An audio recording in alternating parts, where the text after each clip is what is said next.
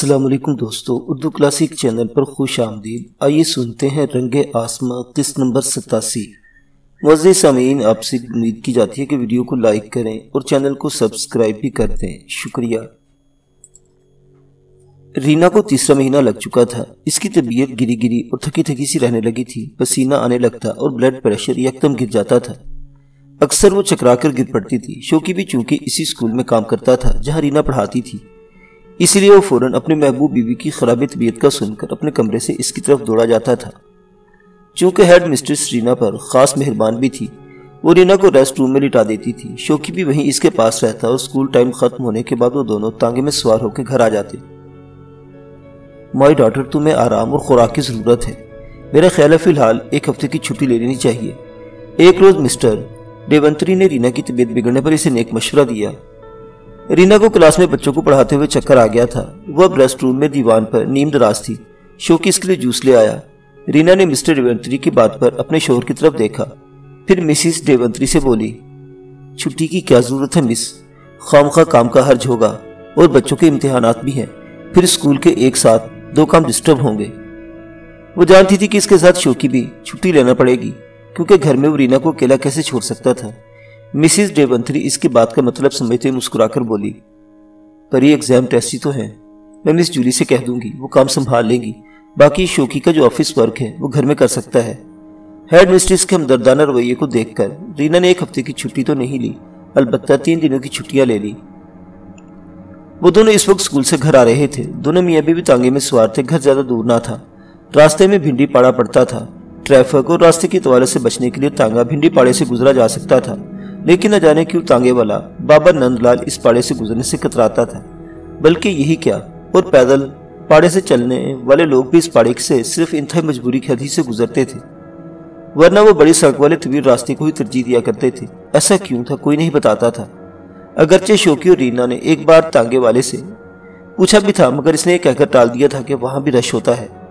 یوں تو نند لال کی عمر کوئی زیادہ نہیں تھی، مگر شاید غربت اور سخت کامی نے اسے وقت سے پہلے ہی ضعیف کر ڈالا تھا۔ رینا اور شوکی کو وہی گھر سے اسکول اور اسکول سے گھر لاتا اور لے جاتا۔ آج گرمی بہت پڑ رہی تھی، دھوپ بھی خوب تیز نکلی ہوئی تھی اور فضا میں گھٹن بھی محسوس ہو رہی تھی۔ یوں رینا کی طبیعت بھی خراب تھی۔ بابا، آج بھنڈی پاڑے سے تانگا لے کر چلو، شوکی نے نند لال سے کہا۔ نہیں شوکی بابو، اس کی ضرورت نہیں۔ نند لال کچھ بوکھلا گیا۔ میں ابھی گھوڑا دوڑاتا ہوں۔ بابا، جیسا میں کہہ رہا ہوں ویسا ہی کرو، شوکی نے ذرا تیز لہجے میں اس کی بات کاٹ کر کہا۔ آج تمہاری یہ ضد نہیں چلے گی، دیکھتے نہیں رینا کی طبیعت کتنی خراب ہے۔ نند لال پریشان ہو گیا، تاہم اس نے تانگا بھنڈی پاڑے کی طرف موڑ دیا۔ شوکی نے دیکھا نند لال کافی گھبرایا سا نظر آنے لگا تھا۔ اس نے گھوڑی کی لگام میں تھام رکھی تھی، مگر اس کے ہاتھوں میں لرزش تھی۔ شوکی کو اس کی پرواہ نہ تھی۔ اس کے سر پر تو رینا کی فکر سوار تھی۔ گھر میں کچھ اس طرح کے مشروبات اور دوائیں رکھی تھی جو وہ جلد از جلد رینا کو دینا چاہتا تھا۔ اس نے رینا کو سنبھالا ہوا تھا، وہ ہوش میں ہی تھی مگر غشی میں تھی۔ تانگا بھنڈی پاڑے میں داخل ہو چکا تھا اور اب آگے بڑھ رہا تھا۔ نند لال نے گھوڑے کی رفتار بھی ہلکی کر ڈالی۔ شوکی اطراف کا جائزہ لے رہا تھا۔ اس نے تھوڑا بہت بھنڈی پاڑے کے بارے میں سن رکھا تھا، مگر صرف اس قدر کے یہ پرانا اور ایک گنجان آباد پاڑا ہے۔ آج یہاں سے گزرنے کا اس کا یہ پہلا اتفاق تھا۔ اچانک فضا میں ایک عجیب سی آواز ابھری، ایسی جیسے ٹین کے خالی ڈبے میں کوئی چیز ڈال کر زور زور سے بجایا جا رہا ہو۔ تبھی نند لال نے دفتن گھوڑے کی لگامیں کھینچ دی۔ تانگے کو ہلکا سا جھٹکا لگا اور وہ رک گیا۔ شوکی چونکا اور تیز لہجے میں پوچھا، کیا ہوا بابا، تانگا کیوں روکا؟ وہ سامنے، بوڑھا نند لال اتنا ہی کہہ سکا۔ شوکی نے ذرا اپنی گردن اچکا کر دیکھا۔ 4-5 مشٹنڈے جو شکل اس سے چھٹے ہوئے بدماش نظر آتے تھے گھوڑے کے آگے رکے ہوئے تھے۔ ان میں سے ایک آدمی ٹین کا ڈبہ تھا جو ان میں سب سے زیادہ تنومند گینڈے جیسی مضبوط اور ٹھوس جسامت کا حامل تھا۔ اس نے آگے بڑھ کر نند لال سے کہا، کیوں بوڑھے، بھنڈی پاڑے سے گزرتے ہو اور لگان دیے بغیر؟ ایسا کبھی ہوا ہے آج تک جوگندر دھمالیا کے پاڑے میں؟ شوکی نے ان کی طرف دیکھا اور اس کا دماغ چلنے لگا۔ رینا ہولے ہولے کرا کر پوچھا، کیا ہوا شوکی، تانگا کیوں رک گیا؟ کچھ نہیں، تم لیٹی رہو آرام سے، میں دیکھتا ہوں، شوکی نے اپنے اندر کے ابال پر قابو پاتے ہوئے کہا اور تانگے سے نیچے اتر آیا۔ بوڑھا نند لال حیرت و پریشانی سے کبھی شوکی کی طرف دیکھتا تو کبھی ان مشٹنڈے بدماشوں کی طرف۔ شوکی تانگے سے اتر کر ان کی جانب بڑھا۔ اس وقت رینا اس کے ہمراہ تھی اور بیمار بھی، اس لیے ان سے الجھنا نہیں چاہتا تھا، لہٰذا ان کے قریب گیا اور سنجیدگی سے بولا، بھائیو، تانگے میں میری بیوی موجود ہے، پیٹ سے ہے، اس وقت اس کی طبیعت بھی خراب ہے، مہربانی کر کے ہمیں جانے دیں۔ وہ پانچوں بدماش اس کی طرف خوخار نظروں سے گھورنے لگے۔ دونوں نے تو جارحانہ انداز میں اس کی طرف بڑھنے کی کوشش کی، لیکن گینڈے جیسی مضبوط جسامت والے ان کے ساتھی نے روک دیا اور خود شوکی سے مخاطب ہو کر کھدرے لہجے میں بولا، کدھر ہے تیری پتنی؟ تانگے کی پچھلی سیٹ پر لیٹی ہوئی ہے بیچاری، تم اپنی تسلی کر سکتے ہو، شوکی نے امید بھرے لہجے میں کہا اور اسے راستہ دیا۔ وہ یہی سمجھا تھا کہ شاید اس گنڈے کو اس پر ترس آ گیا ہے۔ اس گنڈے کا نام شنکر تھا اور یہ جوگندر دھمالیہ کا مقرب خاص تھا۔ وہ شوکی کو خران نظروں سے گھورتا ہوا اس طرف آیا جدھر رینا تانگے کی پچھلی سیٹ پر نیم دراز تھی۔ شنکر نے کسی شکریہ سی نظروں سے رینا کو گھورا اور دنگ رہ گیا۔ اس قدر حسین و جمیل پریوش انگریز حسینہ کو دیکھ کر اس کی آنکھیں پھیل گئی، لیکن پھر دوسرے لمحے اس کی آنکھوں میں شیطانیت ناچنے لگی۔ رینا کی بھی اس پر نگاہ پڑی تھی۔ اسے اپنی جانب گھورتا پا کر وہ ذرا سی سمٹ گئی اور بے چین ہو کر اس کی گردن ذرا بلند کر کے شوکی کو پکارا۔ شوکی بھی اس طرف کو آ گیا۔ یہ تیری پتنی ہے؟ شنکر نے جھٹکے دار لہجے میں شوکی سے پوچھا۔ ہاں، شوکی نے بھی اس بات سرد لہجے میں جواب دیا۔ وہ شاید اس کی آنکھوں میں شیطانی چمک کو بھاپ گیا تھا۔ پیٹ سے تو نہیں لگتی؟ شنکر اوباشانہ انداز میں رینا کا جائزہ لیتے ہوئے بولا۔ رینا شرم سے سمٹنے لگی۔ ابھی شروع کے ایام ہیں، شوکی نے جواب دیا اور قدرے تلخی سے آگے بولا، اب مہربانی کر کے ہمیں جانے دو۔ رک، ابھی اتنی جلدی کس بات کی ہے؟ شنکر نے اسے جھڑک کر بولا۔ شوکی برداشت سے کام لے رہا تھا، اسے اپنے اڈے پر لے چلتے ہیں، وہاں اس کی طبیعت ٹھیک ہو جائے گی۔ خود ہی فیصلہ صادر کرتے ہوئے اس نے ذرا اپنی گردن اونچی کر کے تانگا بان نندلال سے تحکمانہ کہا، اوے بڈھے کھڑوس، تانگے کو جوگندر دھمالیہ کے اڈے پر لے چل۔ تانگا کہیں نہیں جائے گا۔ شوکی کے صبر کا پیمانہ بلیبریز ہونے لگا۔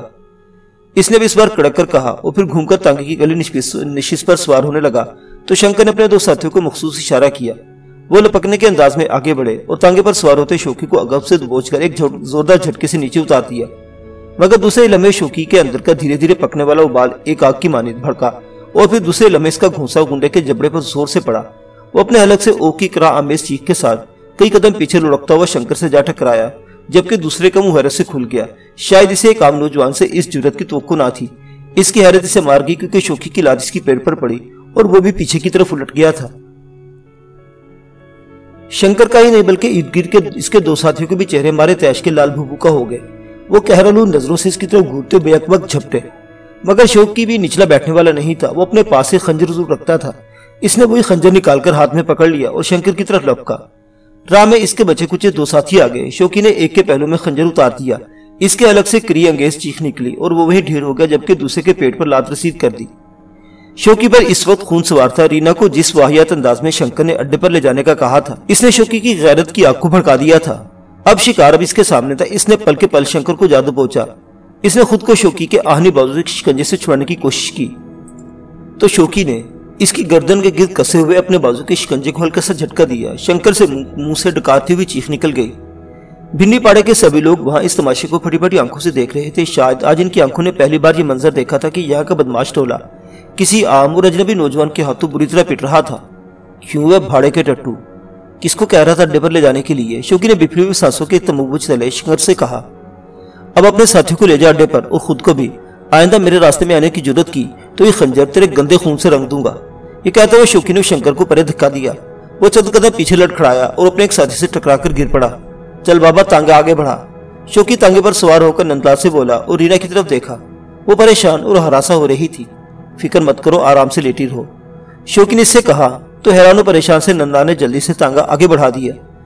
گھر آ کر رینا کی طبیعت تو کچھ بہتر ہو گئی، مگر وہ فکر مند تھی۔ تمہیں ان گنڈوں کے منہ نہیں لگنا چاہیے تھا، اس نے شکوہ کرنے والے انداز میں شوہر سے کہا۔ مجھے پتا ہے، شوکی نے کہا، لیکن تم نے دیکھا نہیں میرے آرام سے بات کرنے کو وہ میری کمزوری سمجھ رہے تھے اور تانگے کو اپنے اڈے پر لے جانا چاہتے تھے۔ ان کی یہ بدماشی بھلا میں کیسے برداشت کر سکتا تھا؟ ٹھیک ہے، لیکن اب ہمیں دوبارہ کبھی نہیں گزریں گے وہاں سے، رینا بولی۔ نندلال بتا رہا تھا کہ وہاں کسی جوگندر دھمالیہ نام کے گنڈے کا راج ہے۔ ہوتا رہے، وہ بھی سامنے آیا تو نہیں چھوڑوں گا اسے بھی، شوکی نے تیز لہجے میں کہا۔ پلیز شوکی، ان کے منہ دوبارہ مت لگنا، دیکھو ہم پہلے ہی پریشان ہیں۔ رینا روحانسی ہو گئی تو شوکی کا دل پسیج گیا اور وہ اسے محبت سے اپنے قریب کرتے ہوئے بولا، اچھا بابا، نہیں لگتا ان کے منہ، تم پریشان مت ہو۔ یہ دو ٹکے کے بدماش ہیں جو صرف اپنے علاقے کے غریبوں پر ہی روب جماتے ہیں اور کسی کا کچھ نہیں بگاڑ سکتے۔ کچھ بھی صحیح، بس تم وعدہ کرو اب ان کے منہ نہیں لگو گے اور اب ہم بھنڈی پاڑے سے کبھی نہیں گزریں گے۔ شوکی مسکرایا اور رینا کا نرم و ملائم گال چوم کر محبت پاش لہجے میں بولا، کہہ دیا میری جان، وہی کروں گا جو تم کہو گی۔ وعدہ؟ رینا نے اس کی طرف دیکھا۔ پکا وعدہ؟ شوکی مسکرایا تو رینا نے بھی پیار بھری مسکراہٹ سے اس کے سینے پر اپنا سر رکھ دیا۔ हेड मिस्ट्रेस मिस्टर देवंतरी ने रीना की हालत देखते हुए इन दोनों को ही 1 हफ्ते की छुट्टियां दे दी थी। मिस्टर देवंतरी इन दोनों पर खास मेहरबान थी। शौकी भी रीना का पूरा खयाल रखता था। बाप बनने की खुशी में फूला नहीं समाता था। दोपहर को खाना वगैरह खाकर उन्होंने थोड़ा आराम किया। शाम को उठकर रीना जब चाय बनाने रसोई में जाने लगी तो शौकी ने उसे रोक दिया। तुम अब कोई काम नहीं करोगी, वो प्यार भरे तहकुम से बोला। रसोई अब मैं संभालूंगा, मुझे भी चाय वगैरह बनाना आती है, तुम आराम से लेटी रहो। मैं कोई बीमार थोड़ी हूँ, रीना मुस्कुराकर बोली। खुदा ना करे तुम बीमार हो, शौकी फौरन बोला, लेकिन इस हालत में काम का दबाव मुनासिब नहीं है। जी नहीं, रीना ने इनकार में सर हिला दिया। अभी 3 माह ही हुए हैं और मैं काम करना अच्छी तरह जानती हूँ, डॉक्टर्स यही कहते हैं।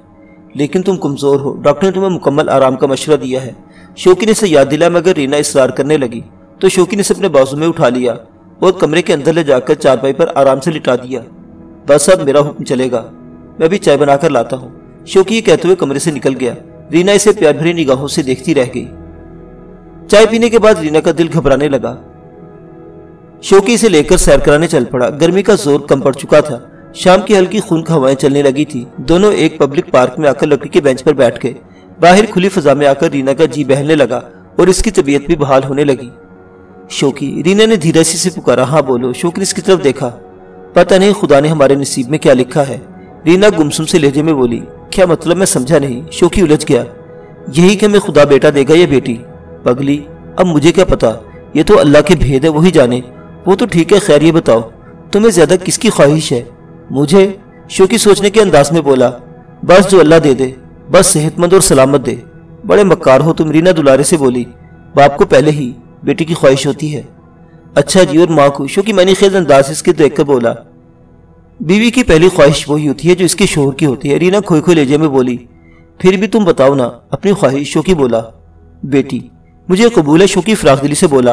और अगर बेटा हो गया तो मुझे कबूल है। दोनों हंसने लगे। जब शाम ज्यादा झुकने लगी तो दोनों ने वापसी का प्रोग्राम बनाया। हवा खोरी और आराम करने के बाद रीना की तबीयत काफी हशाश बशाश हो गई थी। एक सड़क पार करके वो अपने घर की तरफ चल दिए। वो अपने घर वाली गली में दाखिल हुए और फिर दरवाजे पर पहुंचे तो शौकी को हैरत हुई। इसके घर की सेन की बत्ती बुझी हुई थी। हालांकि वो इसे ऑन करके गया था ताकि वापसी पे इन्हें घर के अंदर तारीकी न मिले। इसने सोचा क्या खबर, बल्ब खराब हो गया हो। इसने ताले में चाबी घुमाई और रीना को लेकर अंदर दाखिल हो गया। सहन में तारीकी का राज था। वो रीना को एक तरफ खड़ा करके खुद आगे बढ़ा कि बटन टटोल सके। अचानक सहन का बल्ब जल पड़ा और पूरा सहन रोशन हो गया। लेकिन साथ ही एक तरफ खड़ी हुई रीना के मुंह से सहमी हुई चीख बरामद हुई। अम्पारा को उम्मीद हो चली थी कि ये जंगली एक तो वहशी नहीं थे, दूसरे वो मुहज्जब महसूस होते थे। इस बात का अंदाजा इसे इन जंगलियों के सरदार ड्रागोंडा से मिलने और गुफ्तगू करने के बाद हुआ था। लेकिन फिर इसे तशवीश भी हो रही थी कि अगर ऐसा था तो फिर इसे यहाँ क्यों बंद कर दिया गया था? जाने क्यों नहीं दिया गया था इसे? साथ ही अपने बाप और साथियों वगैरह के बारे में भी फिक्रमंद होने लगी थी कि वो न जाने कहाँ थे और इसकी गुमशुदगी पर किस कदर परेशान भी हो रहे होंगे। इसने खपरेल की झोंपड़ी का जायजा लिया जहाँ इसे रखा गया था।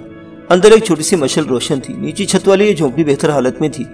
अगरचे ज्यादा कुशादा भी ना थी, लेकिन बहरहाल 1-2 अफराद के रहने के लिए काफी थी। फर्श पर घास फूस बिछी हुई थी। वहीं पर एक कोने में जाकर बैठ गई। अंदर खाने पीने की अशिया इसे फराहम कर दी गई थी। झोपड़ी के बारीक राहजनों से बाहर जजीरे में फैली हुई चांदनी की किरणें अंदर पड़ रही थी। मौसम सर्द और बाहर हवाओं की सरसराहट अजीब सा तासुर पैदा कर रही थी। इसे ओढ़ने के लिए गर्म खाल दी गई थी। वो इसने अपने नीम बरहना जिस पर लपेट रखी थी। अब इसे नींद आने लगी थी। इसने सोचा शायद रात ज्यादा होने की वजह से सरदार रागुंडा इसे कहीं जाने से न दिया हो, लेकिन मुमकिन है सुबह होते इसे छोड़ दिया जाए। लिहाजा बिलावजह फिक्रमंद होने की जरूरत नहीं। खुद को इत्मीनान दिलाने के बाद वो भी सोने के लिए लेटी रही थी कि अचानक चौंक पड़ी। इसे रात के सन्नाटे में शोर की आवाज सुनाई देने लगी। वो यही समझी कि शायद कबीले वाले अपने तौर पर किसी इबादत में मशगूल है या फिर कबायली रक्स कर रहे हैं। ताहम वो अपनी जगह से उठी और दरवाजे तक जा पहुंची।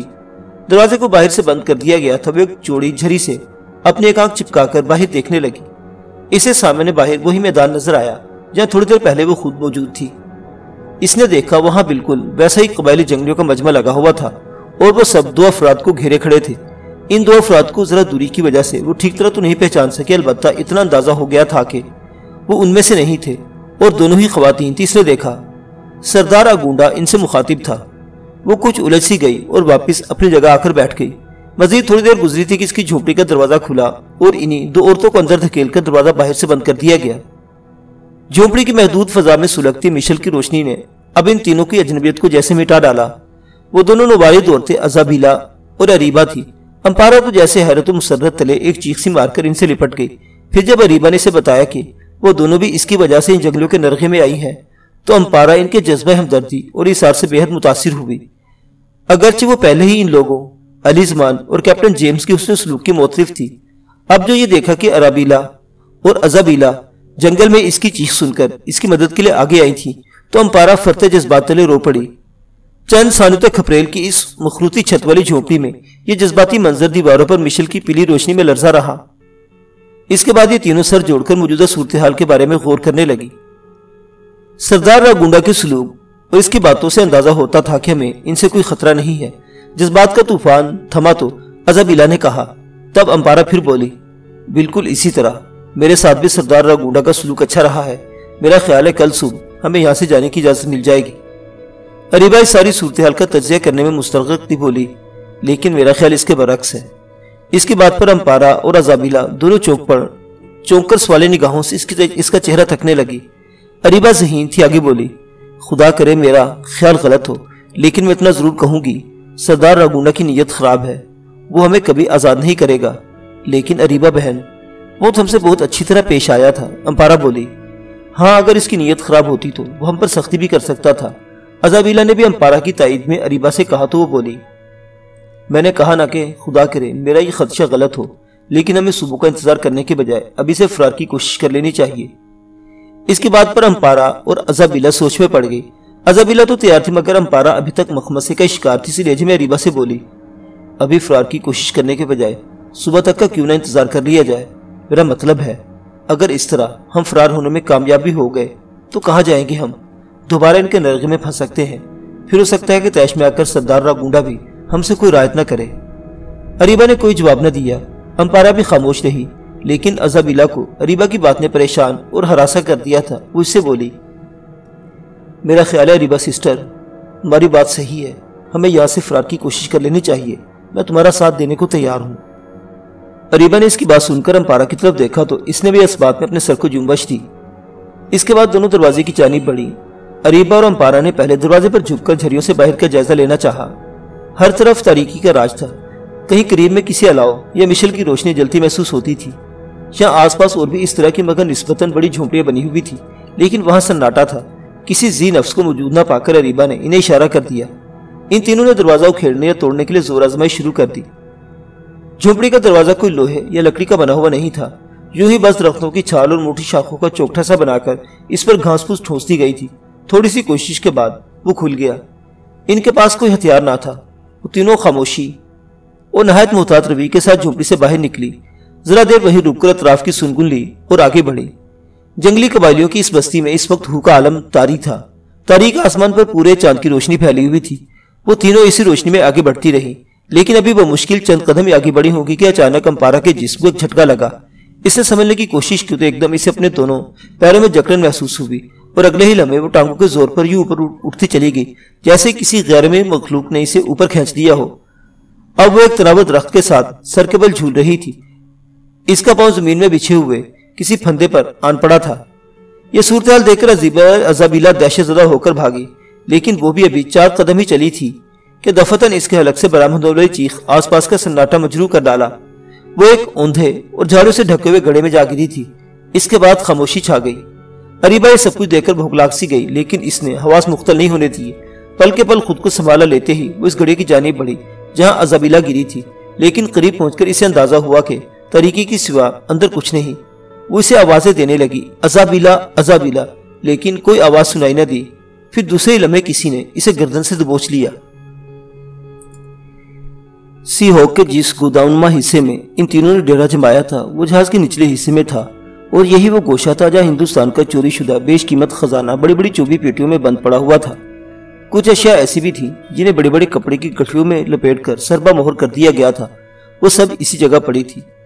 रात को जब इनके लिए भूख प्यास का मसला हुआ तो वो जहाज के किचन में चोरी छुपे जाकर जो कुछ भी पड़ा था वो उठा लाए थे। इसमें शराब की मिकदार तो कम ही थी, अलबत्ता खुश खुराक के डब्बे, मशरूबात के टिन और इस तरह की और भी चीजें साथ ले आए थे। सुबह होते ही जब गोदाम के खिड़कीनुमा गोल रखनों से रोशनी अंदर आने लगी तो इन्हें अपने गिरदो पेश में देखने का यारा हुआ। खा पी चुकने के बाद जब उन्होंने लंबे चौड़े साइज की 24 पेटियों और कपड़े के बड़े बड़े थैलों को देखा तो वो तीनों चौंक पड़े।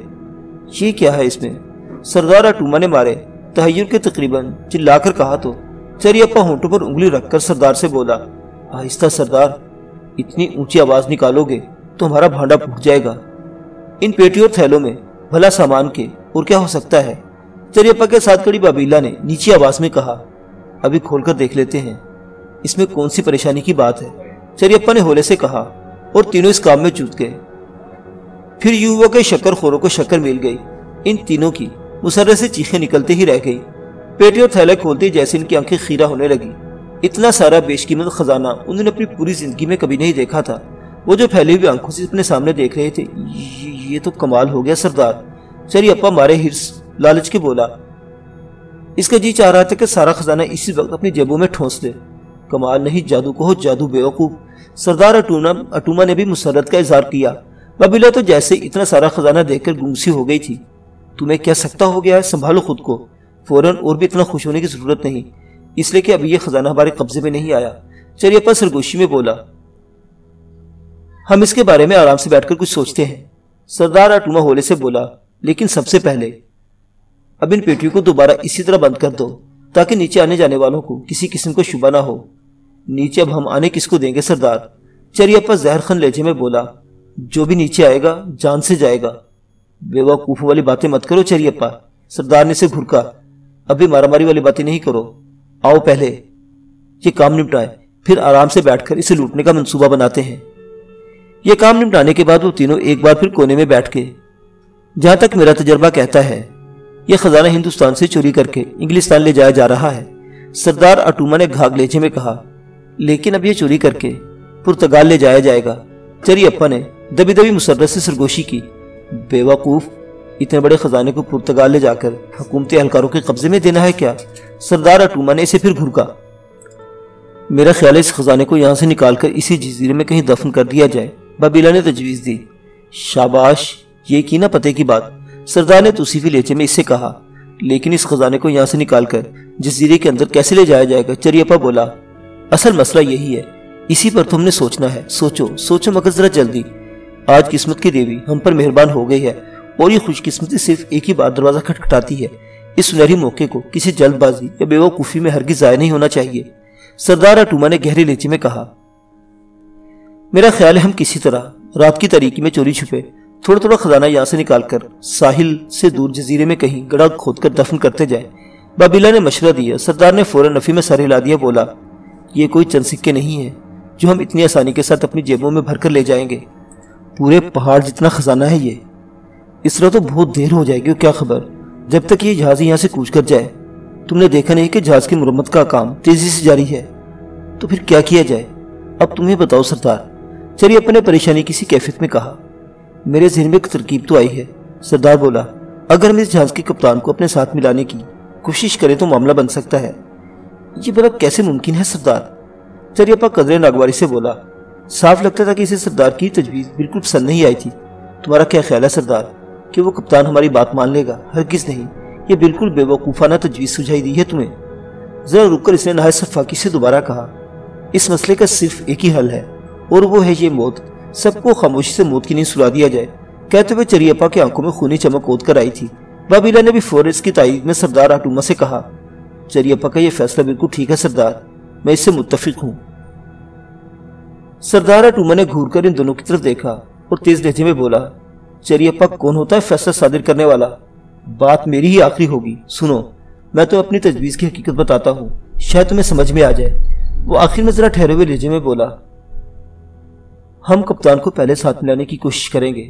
अगर वो ना माना तो इसे उसी वक्त मौत के घाट उतार दिया जाएगा।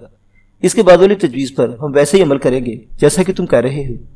इसने आखिर में चरियप्पा की तरफ देखकर कहा, सरदार, इस जहाज पर बेशकीमत खजाना लदा हुआ है। इसका कप्तान भी कोई मामूली आदमी ना होगा। वो कभी भी हमारी बात नहीं मानेगा और अपने मल्लाहों के जरिए हमारा खात्मा जरूर कर देगा। इसके बाद वाली मेरी तजवीज पर अमल करने की कोई गुंजाइश ही बाकी नहीं रहेगी। चरियप्पा नाराज लहजे में बोला, हरगिज नहीं, मैं इंसानों की फितरत से बहुत अच्छी तरह वाकिफ हूँ। सरदार अटूमा अपनी जिद पर अड़ा रहा। तुमने देखा नहीं कि यहाँ पहले ही कोई गड़बड़ चल रही है? मेरा ख्याल है कि इनमें कोई फूट पड़ चुकी है। کپتان جب دیکھے گا کہ اس کے جہاز پر ڈاکوؤں کا قبضہ ہو چکا ہے تو ہمارا ساتھ دینے پر رضامند ہو جائے گا۔ بابیلا نے کچھ کہنا چاہا مگر چریپا نے اسے اشارے سے خاموش کرا دیا۔ صاف محسوس ہوتا تھا کہ چریپا اور بابیلا کو سردار کی بات ایک آنکھ نہیں بھائی تھی، مگر مسلطن انہوں نے خاموشی اختیار کر لی تھی۔ ٹھیک ہے سردار، تمہاری بات پر عمل کرنے کو تیار ہے، بالآخر چریپا نے کہا۔ شاباش، اب تمہیں میری بات سمجھ میں آئی۔ اب تم دونوں ایسا کرو کہ اوپر جا کر حالات کا جائزہ لے کر آؤ اور مجھے آ کر بتاؤ کہ کپتان کے ساتھ اور کون کون لوگ ہیں۔ اس کے علاوہ اوپر ان کے آدمیوں کی تعداد بھی گن کر آنا، کوئی اسلحہ ہاتھ آ سکے تو وہ بھی اٹھا لینا، ہمارا کام آ جائے گا، سردار نے کہا۔ چریپا اور بابیلا سر جھکائے گودام سے نکلے اور سیڑھیوں کی جانب بڑھے، لیکن اوپر جاتی سیڑھیوں کے بجائے چریپا نے ایک دم بابیلا کا ہاتھ پکڑا اور اسے کھینچتے وہ سیڑھیوں کے خلا میں چلا گیا۔ چریپا نے یہ سکڑ سمٹ کر اپنی اور بابیلا کی سما جانے کی جگہ بنائی، پھر اس کے کان میں سرگوشی کرتے ہوئے دانت پیس کر کہا، یہ بڈھا سردار سٹھیا گیا ہے بابیلا، یہ خود بھی مرے گا اور ہمیں بھی پھنسوا دے گا۔ تم ٹھیک کہتے ہو، مگر اب کیا کیا جائے، اس بڈھے کا حکم تو ماننا ہی پڑے گا۔ بابیلا نے جواب میں بے بسی سے کہا، تم میرا ساتھ دو تو میں سب کچھ ٹھیک کر دوں گا، پھر اس خزانے کے مالک صرف ہم دونوں ہوں گے۔ چریپا نے اس کے لالچ کو ابھارا۔ بابیلا اس کی بات سن کر چونک پڑی، بلکہ اس کی آنکھوں میں ہلکے سے خوف کی چمک بھی ابھری تھی، یوں جیسے وہ چریپا کی بات کا مقصد سمجھ رہی ہو۔ یہی وجہ تھی کہ وہ ٹکر ٹکر اس سے بولی، کیا مطلب، کیا تم سردار کا خاتمہ کرنا چاہتے ہو؟ کون سردار، کیسا سردار؟ میں بھی تو سردار ہوں، چریپا غرور سے بولا۔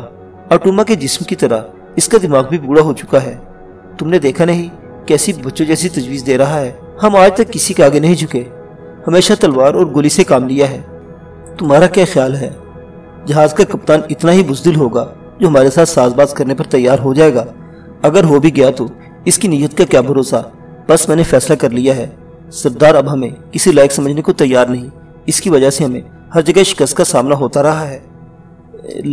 لیکن سردار کو ہلاک کرنے کے بعد واپس اپنے ٹھکانے پر جا کر ساتھی کو کیا جواب دیں گے؟ بابیلا نیم رضامند ہوتے ہوئے بولی، اور پھر اس کی بیٹی امپارا بھی تو ہے جو تمہاری منگیتر بھی ہے، کیا وہ ہماری دشمن نہیں بن جائے گی؟ چریپا اس کی بات سن کر حقارت آمیز مسکراہٹ سے بولا، جب ہم دونوں اتنا خزانہ لے کر اپنے ٹھکانے پر جائیں گے تو سبھی کی آنکھیں پھیل جائیں گی۔ سردار اٹوما کو کون پوچھے گا، بتا دیں گے لوٹ مار میں مارا گیا، ویسے بھی اتنا سارا خزانہ دیکھ کر انہیں اس کی پرواہ بھی نہ ہوگی۔ رہی امپارا تو وہ تو میرے دل میں ہی اتر چکی ہے، تو پھر میرے بارے میں کیا خیال ہے؟ بابیلا نے کسی خیال کے تحت معنی خیز مسکراہٹ سے اس کی طرف دیکھا تو چریپا نے اس کا گال چوم لیا اور نیچے آواز میں بولا، تو میری بیوی بنے گی، ایک سردار کی بیوی، میں بھی یہی چاہتی ہوں۔ بابیلا نے فوراً خوش ہو کر کہا، میں نے کہا تھا نا کہ میں انسانوں کی فطرت سے بہت اچھی طرح واقف ہوں۔ اچانک ایک آواز بالکل قریب سے ابھری۔ بابیلا اور چریپا دونوں ہی اس آواز پر اس پوری طرح چونکے تھے جیسے انہیں بچھو نے ڈنک لیا ہو۔ کیا دیکھتے ہیں سردار اٹوما سیڑھی کے اس خلا کے پاس ہی چھپا کھڑا انہیں کہرالو نظروں سے گھورے جا رہا تھا۔ بابیلا تو سردار اٹوما کو دیکھ کر دہشت زدہ ہو کر چیخ پڑی تھی، لیکن چریپا ذرا بھی نہیں گھبرایا اور اس کی آنکھوں میں آنکھیں ڈال کر بھیڑی جیسی قراہٹ سے بولا، ہماری باتیں تو نے سن لی ہیں تو ٹھیک ہے، اب تو ہمارے لیے بیکار ہو گیا ہے۔ یہ کہتے اسے سردار اٹوما پر چھلانگ لگا دی اور اسے گردن سے دبوچ کر لکڑی کے فرش پر آ رہا۔ سردار اٹوما کا بھی غضب و غضب سے برا حال ہو رہا تھا۔